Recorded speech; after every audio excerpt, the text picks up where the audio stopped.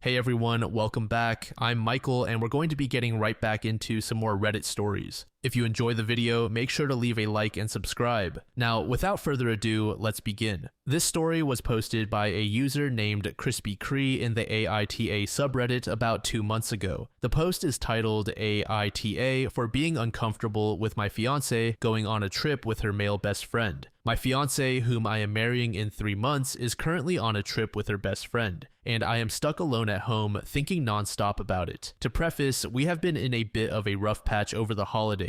During Thanksgiving, I glanced over my fiance's shoulder and saw that she was texting her male best friend about our sex life. When I brought it up, it was in a half-joking manner, but I made it clear that I was uncomfortable with it. She shut down on me. I felt pretty abandoned in that moment as she instantly went to that male best friend to talk about it, and I once again saw her texting from over her shoulder. She started the conversation with, "Apparently OP is pissed about us talking about sex." After about 20 minutes of lying in bed without talking to each other, we discussed it, and she said she wouldn't do it again now that she knew I was uncomfortable with it. In September, she had discussed going on a trip to Vegas as a couple's trip with her, me, her male best friend, and his girlfriend. I was fine with this and was excited to go. I took the appropriate days off work and was looking forward to it. Later on, she said that plane ticket prices were higher than she could afford and the trip would just be her and her male friend. This was before the incident on Thanksgiving, so I saw no issue. Fast forward to this past week, I had told her that just her and him going on the trip would make me uncomfortable. She said she wouldn't go if I was uncomfortable with it, but they had gotten a room with 2 separate beds and had set ground rules. I didn't want to be controlling, so I said they should still go on the trip because I didn't want my insecurity to ruin their good time. Now that they just arrived today, the reality of the situation has set in for me. I told my family about it because they could tell I was upset, and they all said they wouldn't be comfortable if they were in my situation.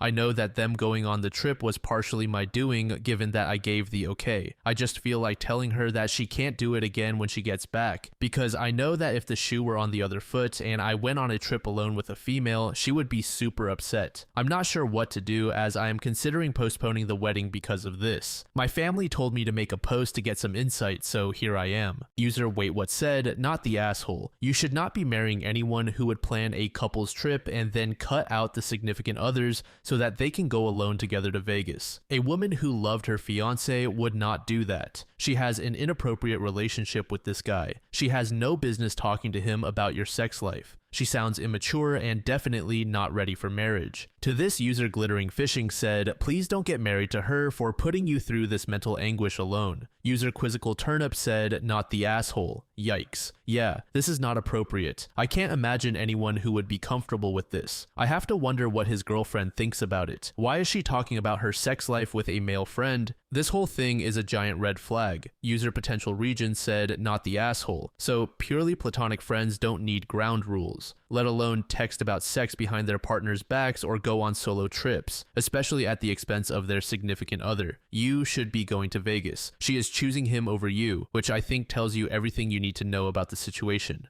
Update. I'd like to start by saying I appreciate every comment I received on the last post. I really appreciate the insight, and it helped me realize that I was in a toxic relationship. I didn't feel like I could express my real feelings to her out of fear that it would upset her. When I would upset her, she would often have a complete meltdown and throw a pity party. These guilt trips would influence me to do things for her to make her happy. I definitely had a role in that, and it goes back to how I was treated as a child and how I developed people-pleasing behavior as a coping mechanism. However, there were many things in that relationship that I shouldn't have tolerated in the first place. She would get weird if I had any female friends, or even if I was just hanging out with my best friend and his girlfriend, which is ironic given the circumstances. Looking back, there were very obvious signs that she didn't care about me anymore. She would constantly show me TikToks instead of actually spending quality time with me, and when she wasn't showing me TikToks, she was texting the other guy while in bed with me. She texted and called me a day before my birthday and told me, among other things, that we shouldn't get back together and that the guy she went on the trip with and his girlfriend had broken up. I didn't really care about all this, and it just made me angry. I was upset that even after a month of not speaking, she had the audacity to not consider my feelings as a priority whatsoever. She never even apologized once. I made my feelings known to her. She, of course, got defensive, saying she didn't like my passive aggression and that her autism made her not understand social cues. All in all, this confirmed to me that I had made the right right decision. She had asked me to take the original post down, as I had told her about its existence in a moment of anger. The post is still up. I would like to say to anyone in a toxic relationship, you are worth more than what they are giving you. You are worth more than the bare minimum consideration. You deserve to surround yourself with people who make you happy and encourage you to grow as a person, not someone who drains your energy and only seems to take. You aren't responsible for how anyone else feels. I love you all, and I'm ready to start this new chapter of my life.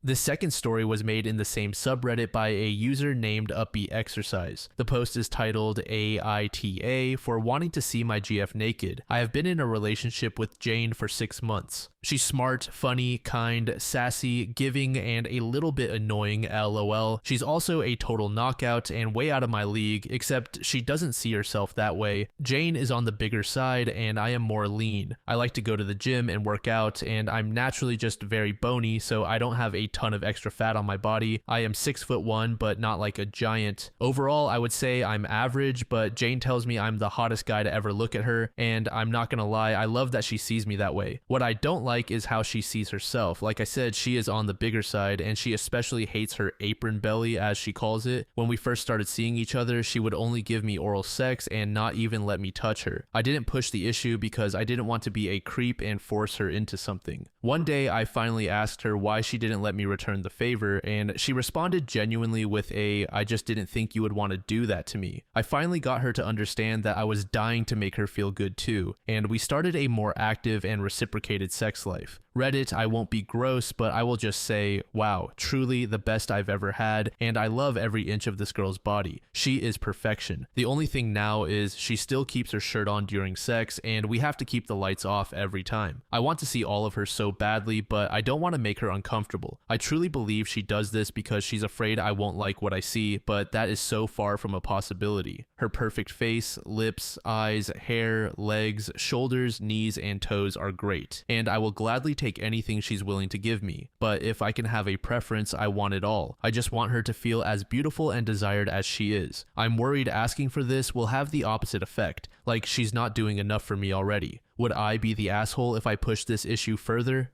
Edit. Thank you to everyone who has submitted helpful advice and just overall kind words. Most of you fall under this category, but to the few that don't, kindly go away. I didn't post here to get your fatphobic opinions on my girl's body. I posted here to get advice on how to make her more comfortable being totally bare with me, which I do feel like I got. I still haven't spoken to her, but I have ordered some red lights, sexy teddies, and tops that are easy to pull down, as a few of you suggested getting. I'm also so stocked up with candles that the fire department may have me on a watch list. LMFAO. I'm gonna just give my girl the lingerie because it made me think of her, and if she wants to wear it, great. If not, also great. I have a beautiful girl who I love sleeping in my bed every night, so life will be good either way. User Enough Fix said, I've been in a relationship where she never wanted to take off her shirt during sex as well. She was self-conscious because she had a child. Don't push the issue. Let her know how you feel about her completely and let her slowly work up to it. Just be as supportive as possible. Show her how much you care about her and let her build the confidence she needs to discover within herself. To this, OP said, I can definitely do that, thank you. She's fairly confident, but she has opened up to me about being insecure growing up as a bigger girl and how boys never really looked at her like they looked at her friends. I'm also her first boyfriend. I suspect that past self-esteem issues and a lack of relationship experience make her more self-conscious in the bedroom. User Red Dora said, I don't have any advice, but I just wanted to say it's so lovely how you speak of her. Could you maybe just show her this post? It should outline pretty clearly how drop-dead gorgeous you think she is. To this, OP said, thank you. I may show her this post eventually, but I don't know if I should until she's more comfortable in her body. I've been pretty direct with what I would like here, and I don't want her to feel pressured. User Taj Dex said, nay H. But I understand her because I was once in her shoes. Maybe suggest lighting a small candle so it won't be full light, but it won't be too dark either. That way she will still have the feeling that you are not seeing her fully. With time, you can progress to a bigger candle or maybe some ambient lighting. Also, tell her what you wrote here or just show her the post. You wrote really well and described beautifully what you think about her. Good luck.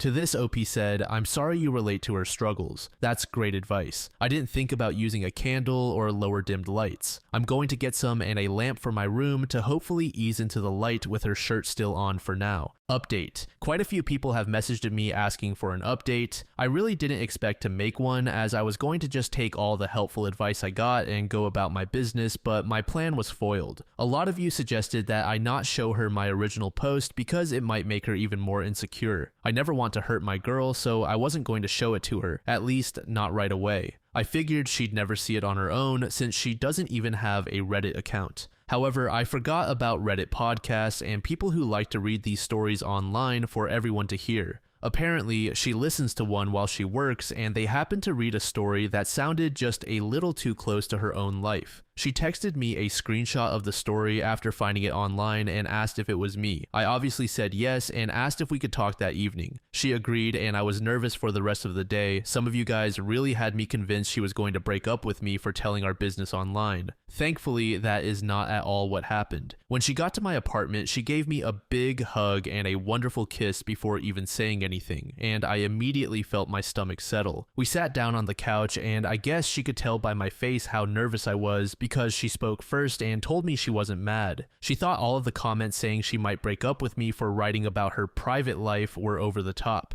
I breathed a sigh of relief and asked her what she thought about what I said in the post. She said it made her feel wonderful that I thought of her that way, and she said she didn't think anyone would ever desire her body that much. I let her know that everything I said was 100% true, and I really do desire her, but I understand her boundaries and she doesn't have to push herself on my behalf. We had a long conversation about body image and intimacy that I won't go into detail about, but it was such a productive conversation and I'm so glad we had it. I feel like I understand her so much deeper and vice versa. At the end of our conversation, she did get a kind of sheepish look and asked if I actually bought all of the things I mentioned in the edit of my original post. I told her yes, I did, and went and fetched the bag of candles and lingerie I had been storing in my closet. I also told her I installed red lights in my room as suggested.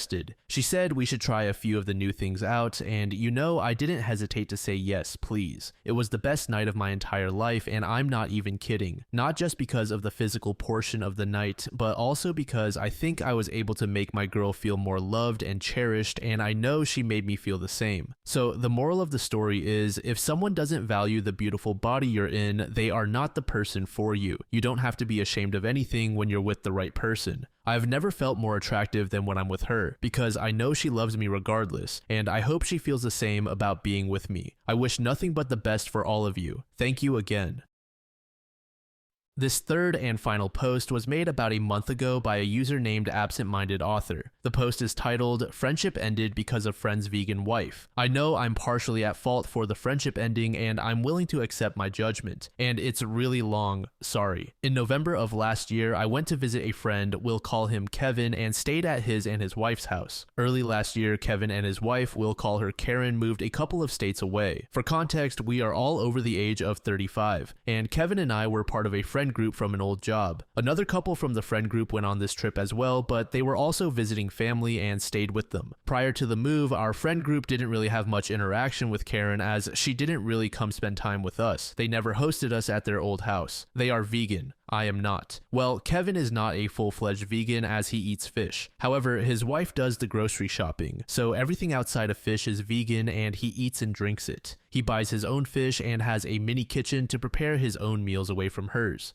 For even more context, Karen is not vegan for health reasons. She is the type who brings up their vegan status with every conversation, no matter how irrelevant it is to the topic, makes fun of people who eat meat or use things made with animal byproducts, accuses people of murder, etc. She calls any food that is not vegan trash and garbage. For example, when we would hang out before they moved and she was there, she would always ask how people could eat such garbage anytime any of us would have meat. It was annoying, but I never got confrontational with her about it. The day before I visited them, Karen sent a short list of rules that I had to follow regarding food. One of those rules was that I couldn't store any non-vegan food items in either kitchen. I did ask if I could bring milk and she agreed, but I had to keep it in the fish fridge. All of the food I ate at their house tasted off, even the breakfast waffles and then the tuna casserole that Kevin made for the two of us on Saturday afternoon for lunch. It's not like it tasted spoiled, it was just off. weird, a little gross. I've never eaten vegan before, so I figured it was just food made with vegan ingredients. I couldn't really eat anything after a few bites. I had, fortunately, packed a few protein snacks that I kept in my room inside a zippered canvas bag at the bottom of my suitcase. I did eat some street food from the market that Kevin, our friends, and I went to on Saturday after lunch, and I ate a lot at the restaurant we went to that Saturday night, and I am not ashamed. My husband and I are supposed to be going to visit them this weekend, and Karen called me a couple of hours ago. She wanted to tell me that I wouldn't be allowed to bring any milk this time around. She also said that my husband and I couldn't bring any snacks and that I should have asked last time. Apparently, she had gone through my suitcase when Kevin, our friends, and I were out at the market and found my snacks. In addition to that, she also told me that she replaced my milk with almond milk and thought that was just hilarious. I drank some milk on Friday night before bed and 1 glass on Saturday morning. Then Kevin told me he used it to make our waffles and wanted to save the rest for the casserole at lunch. What actually happened was that after I poured my glass on Saturday morning before breakfast, Karen dumped the rest of it out and replaced it with almond milk. Kevin knew it but didn't tell me. I never went to look for it because he said he wanted to save it. The waffles and casserole were made with almond milk. I was so mad that I knew I wouldn't be able to say anything nice. I told her I had another call coming in and hung up. After I calmed down, I called her back to ask why she went through my suitcase and why she dumped my milk. She told me that it was her house and she had a right to know, so that's why she was allowed to go through my things. She said she dumped my milk because nobody can tell the difference between cow's milk and almond milk, and that I wouldn't have known if she hadn't told me. I called her a controlling, self-centered freak, told her that Kevin has a stash of real cheese hidden in the fish fridge that he sneaks into his food, and hung up on her. Then I called Kevin. He sided with her and told me that I pushed the line when I asked to bring milk and that it was incredibly rude to order meat when we went to dinner. We argued and I told him that it seems our lives are going in different directions and that we don't need to be friends anymore. I know I probably should have asked if it was okay to have non-vegan snacks in my room, or I could have kept them in my car. I also shouldn't have called her names. I was a guest at their house and Kevin has me half convinced that as a guest I should have respected Karen's veganism and not had any non-vegan food at all. My husband thinks they're completely in the wrong and that since their lifestyle is not one that the majority of the population follows, they should have made exceptions, especially since Kevin gets a fish exception. He's also as upset as I am that she went through my stuff, and he also pointed out that if I was allergic to almonds, I could have gotten very ill. He says that I'm better off and thinks ending the friendship was reasonable. A few minutes ago, I got the "hey, can we talk?"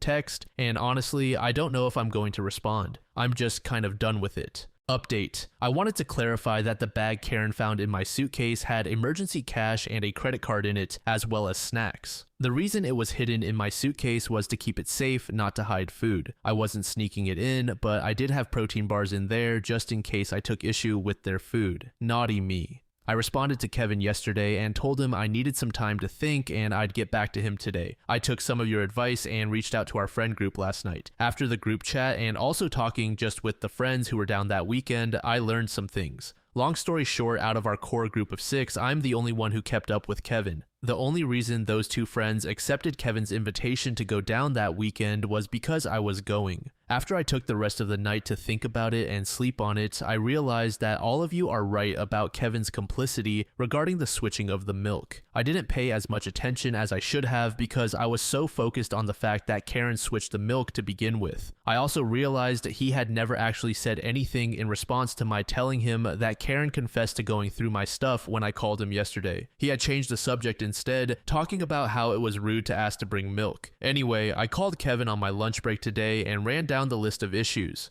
Karen going through my suitcase, him not telling me about the milk switch, Karen switching the milk to begin with after telling me I could bring it, and how what I eat is none of their business as long as I'm not contaminating their food. Basically, he told me the only thing he would apologize for was saying that it was rude to order non-vegan food at the restaurant. He said that since they had plenty of food in the house for me to eat, he didn't have to apologize for anything else. Apparently, Karen had told him not to tell me about the milk switch because she was trying to prove that I couldn't tell the difference between vegan and non-vegan food. I told him that since I didn't eat any of it except a few bites, clearly I could tell the difference. He also said that he was eventually going to tell me about it but forgot. I said that she could have just said no when I asked to bring milk instead of being a swampy butthole about it. He said that although he didn't agree with Karen going through my things, I wasn't owed an apology because I broke the rules by sneaking meat into their house. I told him that I had only been told I couldn't have non-vegan food in both kitchens and that it was left over from my drive to their house. As long as I didn't switch it with their food like a certain someone, I hadn't done anything wrong. The last thing he told me was that the other reason I wasn't getting an apology from him was because after I told Karen about his cheese stash yesterday afternoon, she unplugged his fish fridge. He didn't get home from work until late, and according to his Google search, all the refrigerated fish had to be thrown away. This is apparently my fault. He said that we were even now. He didn't tell me about the milk switch, and I snitched about his cheese. I tried explaining that they weren't the same thing and that I wasn't responsible for what she did, but he didn't care and said he knew I wasn't allergic to nuts. I asked if he truly believed that I didn't deserve any apologies from either of them, and he said yes. I told him that if he couldn't see what they did wrong and apologize, I couldn't help him, and I told him to give me a call when he got his courage back from his wife. He hung up on me. Yesterday, I thought I owed him an apology because I was wrong. I thought that if I gave him one, we could maintain a friendship. Today, I think that the problem was that I was holding on to something that didn't exist anymore. Until you guys reality checked me, I ignored a lot of things and gaslit myself. So thank you everybody for the wake-up call. Everybody should have people like you in their lives. User Geological Turtle said, his wife sounds like a nightmare, but he's almost as bad. Luckily, OP got out of that friendship. To this user, Caroline Turpentine said, he kind of seems like a personality sponge. When he was with the friend group, he fit in, but once he got with his wife, he adopted her personality and suddenly had nothing in common with them. User Sorry Mom said, you go through my stuff and we're going to have a problem. There was no coming back from that point on. To this user, Epijod said, same. Besides it just being inappropriate in any situation, my dad was very controlling and went through my stuff, recorded my phone calls, and generally told me all the time that I was not allowed privacy from him. It's given me an absolutely visceral reaction to anyone touching my belongings. One time I was hanging out with my former friend and her husband who wouldn't shut up about it. He was a libertarian who decided to be funny by going into my bag, which I had left in the other room, and leaving a bunch of libertarian literature in there for me. I was done with him from that day forward. He was already an annoying troublemaker, but to make me listen to his rants about freedom and privacy that he shoehorns into every single conversation, and then have him violate my privacy and private property, that's going to be an absolute no from me.